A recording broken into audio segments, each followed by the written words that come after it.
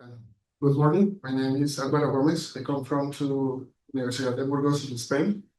The title of this presentation is Experimental Characterization of Phase Field Implementation of Anisotropic Hydrogenesis Fracture in Layer metals. The outline is important to two concepts. It's about fracture anisotropy and anisotropic diffusion. This is the principal concept to this presentation. Why? Because we are working with this material. It's a layer material, it's a duplicate steel with a hot rolling treatment. In this case, this hot rolling generate this laminar structure. In this case, you have two phases, a ferrite and austenite, and you have orientation of the microstructure. You have two directions, is orthotropic material. For example, you have two directions, longitudinal and transverse. And in this case, if the crack grows in this direction, the austenite stop the crack. But if the crack grows in this direction, it's more easier grow because grow across the ferrite phase. In this case, you have a fracture-oriented behavior. You have two toughness, high toughness in cross direction and low toughness in this direction. But the reason it's important to capture this information, for example, using this structural tensor, is inspired a paper of Teichmeister. But this structural tensor have a problem because normally it's a very abstract concept. And with this work, we want to create a relationship between experimental results with this structural tensor to capture this anisotropy behavior on cracking. On the other hand, we want to model in the interaction with hydrogen diffusion. This is a typical expression to phase field functional, but we have a new term. This term is affect the phase field function with this product, but doesn't affect the length scale parameter. This is important because in this case, the anisotropy is only of the fracture behavior, but the elastic behavior is isotropic. This is show better this behavior. In this case, the crack grow in this direction is easier, grow in this direction, but in this direction is more harder to the crack growth. In this case, its toughness is more tough than this microstructure. The question is how caps this behavior. For the reason we use this structural tensor that use this ratio between the higher fracture toughness and low fracture toughness. In this case, when it's near to 1, it's more isotropic. When it's near to 0, it's more anisotropic. And this is a diagonal matrix. This, using this structural tensor, it's possible to capture this the microstructural effect on the fracture behavior. And when you use a typical matrix rotation to change the orientation of the lamellas of the face. This slide is important because we want to achieve or find a relationship between fracture toughness, experimental results, with the terms or components of this structural tensor. We normally on the literature use linear relation, only is to replace the values to the fracture toughness of this ratio, but its other possibility is to use a quadratic model. In this case, we have a square relationship between the components of the structural tensor with the fracture toughness measuring using experimental methods. Then it's possible to observe that the length scale is affected. This is wider compared with this graph. This is sharper. This is good because normally when I have isotropic solution, we expect a length scale like that. But when I use this expression to a quadratic model, it's strong directionally. You can observe it's sharper because it's captured better than isotropy. In this case, the crack growth more pronounced of this direction than here. This case, it's a good result. For the reason, the quadratic model or this expression capture better than isotropy because it's sharper. On the other hand, the other part is the modeling about the anisotropy of the hydrogen transport. We use the typical equation to make a relationship between a flux with a stress driving. It is hydrostatic stress. But in this case, we have a similar behavior than the fracture problem because the hydrogen is easier to move, or it's more easier diffusion in this direction than in this direction. These are more virtuosity because the hydrogen need to move in this path, this harder path. We use a similar concept, the structural tensor.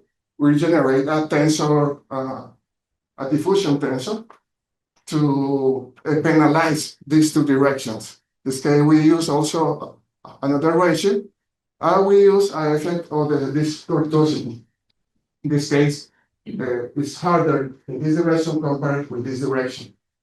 With this tensor, we penalize these two directions or these two orientations. And this is the final fracture criterion. This is the fracture energy. Is degraded due to the hydrogen, and we consider the effect of the anisotropy using this structural tensor based on the fracture toughness measuring using experimental results. This is this term is the surface coverage. This is the environment susceptibility parameter. This case, this is the final expression that we are modeling with a phase field. In this first stage, we make designer experiments to observe to determine if this model is captured this behavior and isotropy behavior on fracture and transport of hydrogen or diffusion. For that reason, we generate these adimensional parameters to relate in different directions. In this case, we have two principal directions, 0 and 90, and we make a valuation of these values to determine how the model is capturing this anisotropic behavior. This graphs is about the force versus displacement. We have two orientations, 0 degree and 90 degree. And I compared different values to the components of the structural tensor. In this case, while it's near to 1, is more isotropic, while it's near to 0 is more anisotropic. We can observe two important things. The first thing is where it's more isotropic, you have the value to force increase. And when you compare between these two orientation, the 90, this perpendicular is more toughness. It's a good result because we expect that the crack cross the faces of the oscillate phase is harder to the crack growth. For the reason I need to increase the load to failure. It's a good result because it's showing that the model is capturing this behavior or this anisotropic behavior of the microstructure. This slide is to show when I change or we apply the rotation metrics. In this case, we rotate the microstructure and in 45 degrees. this case, the model is working because it's showing that the vehicle's routes is this direction at 45 degrees, and the model is showing this behavior, and this is a good result. The other good result is when I increase the value to the energy is more isotropic, the length scale is greater. And when I have more anisotropic, it's more oriented in this direction. In this case, the model is capturing this behavior very good. And this slide is to show the effect of the concentration. This is hydrogen concentration. This is more isotropic. This is a strong anisotropic. And it's good because it shows the hydrogen, the concentration is from the crack and all this region. But when I consider anisotropy, we observe this effect of channeling because the diffusion of hydrogen is oriented in this direction. If we can observe this part of the model. At this part of the project, we want to show if this model show the anisotropic behavior in fracture and concentration or diffusion of hydrogen. It's good because it's showing this behavior of anisotropy in cracking and in hydrogen diffusion. But at this moment, we can make conclusions. For example, one parameter is more significant than other parameter.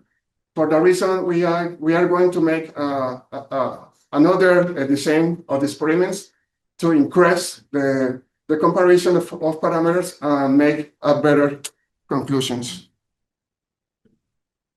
In conclusions, we make this experiment a numerical bridge. This is good because normally this structural tensor is very abstract on the literature, but in this case we found a direct relationship between a fracture toughness with experimental results with this tensor, that when I use this tensor, it's possible to observe very good the anisotropy. This is conclusion is important because this relationship is using when I use Euler-Lagrange equation to minimize the function of facial, we found that this relationship between the structural tensor. We can to make this multiphysics results between transport and mechanical behavior on fracture. This is good because we could to find this relationship between transport and mechanical. Thank you.